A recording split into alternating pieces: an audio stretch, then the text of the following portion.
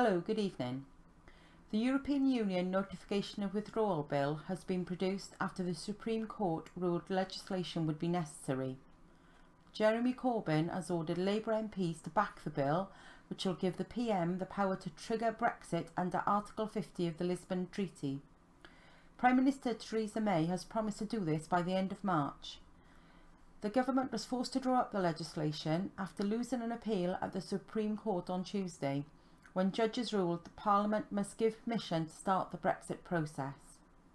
The bill is due to be initially debated by MPs on Tuesday, in a sit-in that may last until midnight, and clear the Commons on the 8th of February, after which it will move on to the House of Lords.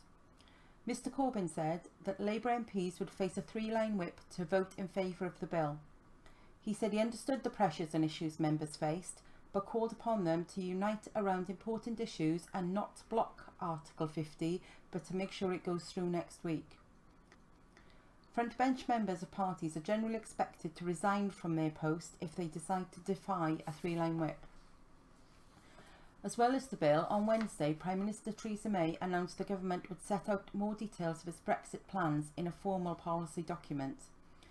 In the House of Commons, MPs urged Mr Davis to commit to publishing the document, known as a white paper, before the Article 50 bill legislation has passed through Parliament.